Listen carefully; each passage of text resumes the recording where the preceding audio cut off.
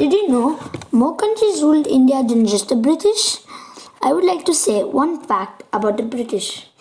The British did many stuff to India, both good and bad. They also divided up India into presidencies, which are now also known as states. You probably know about the French. Their colony, quote unquote, is located in Pondicherry, which the current Union territory has bordered three different states: Tamil Nadu, Kerala, and Andhra Pradesh. Here's a fact about them. In 1667, French India Company sent out another expedition which was under the command of Francois Garon, who was accompanied by the Persian named Makasara, or a very weird name, which reached Surat in Gujarat in 1668, which established the first French factory in India. Okay, when said an other expedition, it was because there was already an expedition. By the way, I visited Pondicherry and it was French. Like, because I saw some walls and they had French writing on it, like no trespassing.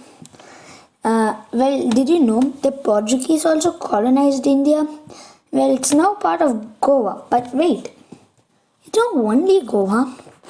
It's Dadra Nagar and Haveli and Daman and Diu. I need to put that space, whatever. Also, it was the first part of India found by Europeans. Next, Dutch India, who are the people of the Dutch, not Dutch. They are people of the Netherlands, which is in Northern Europe. The Dutch present in the Indian subcontinent lasted for 1865 to 1825. From 1605 to 1825.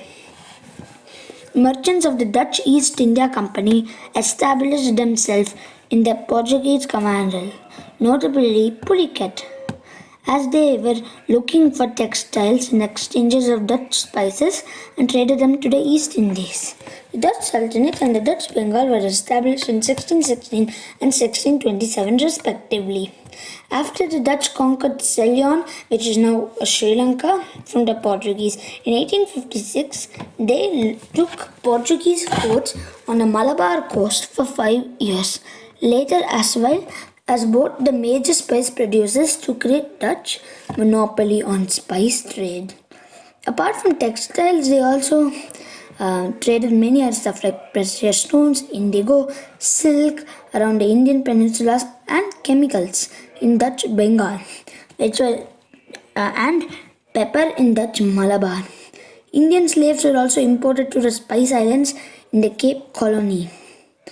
In the half of the 18th century, the Dutch lost their influence in more and more the Q letters in the Dutch colonies to prevent them from being overrun from the French. Although the Dutch Commonwealth and Dutch Bengal were restored, the Dutch rule under the Anglo-Dutch Treaty of 1814. They returned to India owing the provisions of the Anglo-Dutch Treaty and the terms of all transfers of property establishment. They were placed on March 1825. By that time, middle of 1825, the Dutch lost all the trading ports in India. That was a lot. And most of it didn't understand. So basically it was like Dutch lost a lot of their influence in India because of the British. So now they're not only our enemy, because now they are not. Next, Danish India. Who are the Danish? People that lived even north of the Dutch in Europe. Danish India was given the name after colonies of Denmark, Danish Norway before 1814 because Danish was from Denmark and Denmark ruled Norway because they had a fight with Sweden. Okay. Danish colonial environment. Denmark, Norway held colonial positions in India for more than 200 years, including the town of Tarangabadi in present-day Tamil Nadu. That was not even Tamilian, even though I am one. Serampore in present-day West Bengal, and the Nicobar Islands, currently in part of the Indian, not Andaman Nicobar, just the Nicobar Islands, which is different from Andaman, which was in another part. Okay. Despite the disadvantage, Danish Norway concerns managed to cling to the colonial holdings, at times to carve the valuable market of the international trade by taking advantage of wars between larger countries and offering foreign trade under a neutral flag.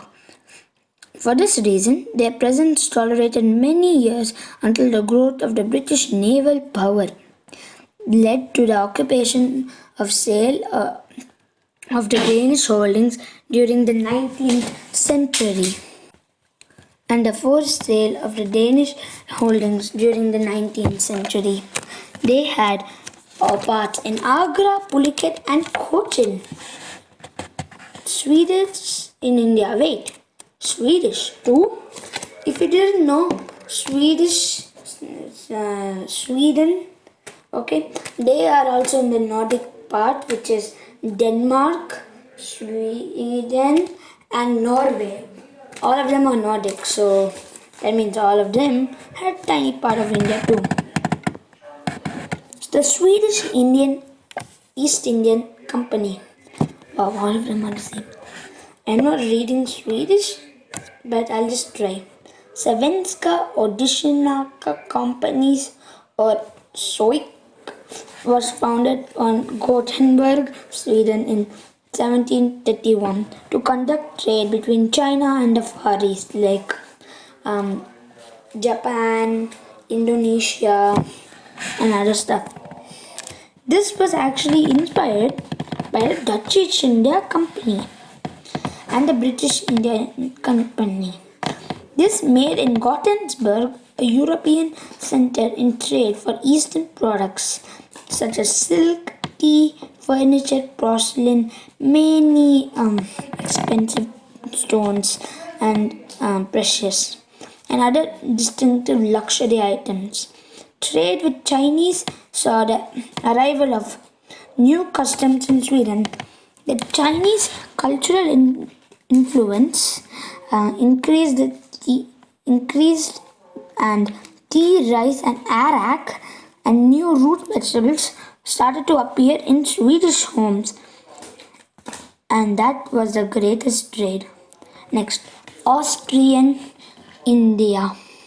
Wait, Austria. It's a country that speaks German. So then it makes sense that it's parts of India speak German and not Austrian, because Austrian is German and they speak German. Yeah. And they hold the Nicobar Islands, which were then claimed by the other, which we also saw. The Nicobar comes from the German word Nicobaren, named after the Teresa Islands in some place. So later the Austrian Empire decided to colonize and settle this place. 1877 was successful. The second attempt was cancelled. In 1860 it was abandoned due to prior colonization by the British. They were colonized by the Danish in the 1856. The Danes abandoned the islands after multiple outbreaks of malaria and continued to the former clades of 1848. Are we done? No. This is now just a trade. Ragusan trade. Who are they? Ragusan. This is in a city in Sicily, Italy. Wow. Everything rhymes. Very cool. There is some modern day research including the Croatian history, this is also half part in Croatia. which bordered in south of Europe. In modern day research, including Croatian history, Daruk Benin, who's established Croat merchandise shortly after the Portuguese conquest of Goa in 1510. It was economically successful for a while until then, dealing some great war at their home, and it decided to stop because of the Ottomans, who are the terrorists or from people from Turkey. So, what does that mean? Many countries have come to India, some for trading, some for owning, but mainly for spice and textiles, and to have with Sri Lanka and China included, because I included India and Pakistan and Bangladesh together. Wow.